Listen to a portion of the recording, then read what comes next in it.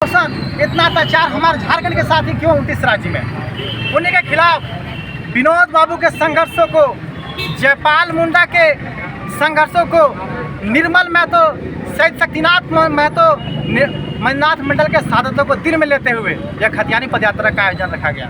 और यह खतियानी पदयात्रा संथाल परगना की पावन धरती से, सिद्धू कानू की पावन धरती से राजधानी रांची की ओर प्रस्थान हम लोग कर रहे हैं। और राजधानी राजभवन के सामने एक धरना प्रदर्शन का कार्यक्रम है।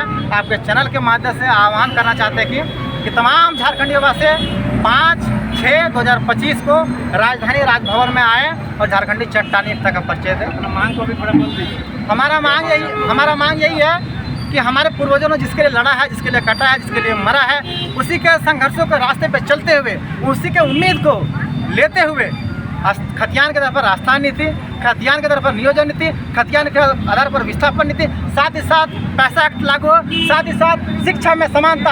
आपने देखता होगा समानता की बात बोलते हैं, किस चीज़ की समानता मेरे भाई?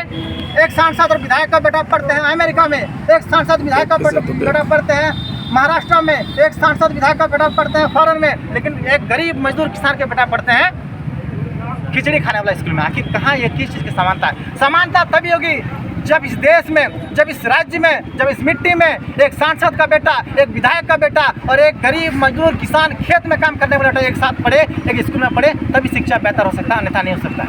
क्या नाम है? अमित मंडल, संथाल परगना दुर्गा। क्या कहें पूजा पहले इस चैनल के माध्यम से जितने भी लोग इस वीडियो को देख रहे हैं उन सबको जोहार रहेगा। आज अमित भैया जो है बेरमो कोयलांचल की धरती पर संथाल परगना से पैदल पद यात्रा करके पहुंचे और ये यात्रा खुसरो बेरमो तक नहीं थमने वाली है, ये रांची राजभवन जा रहे हैं।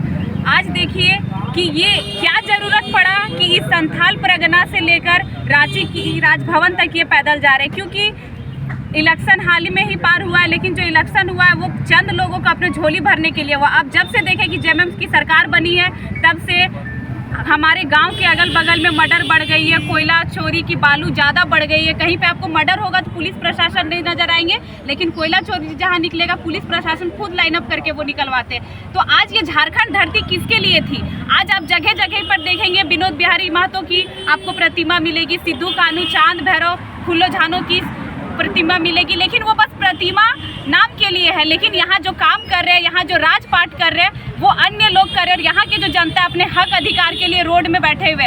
अभी कल ही सोशल मीडिया पर बहुत ज़्यादा देखे कि विनोद बिहारी महतो का प्रतिमा लगा यूनिवर्सिटी पर जो उनके नाम पे है, लेकिन वहाँ पे कितने विधायक और मंत्री पहुँचे? तो जितने विधायक और मंत्री कल धनबाद की धरती पे विनोद बिहारी महतो की प्रतिमा पे माला चढ़ाने, फूल चढ़ाने पहुँचे, बताएं कि उस यूनिवर्सिटी में कितने विधायक के बच्चे पढ़ते हैं? मात्र एक विधायक जो डुमरी के विधायक हैं, हमारे जेएलके के सुप्रीमो टाइगर जयराम महतो, वो उसी यूनिवर्सिटी के छात्र हैं।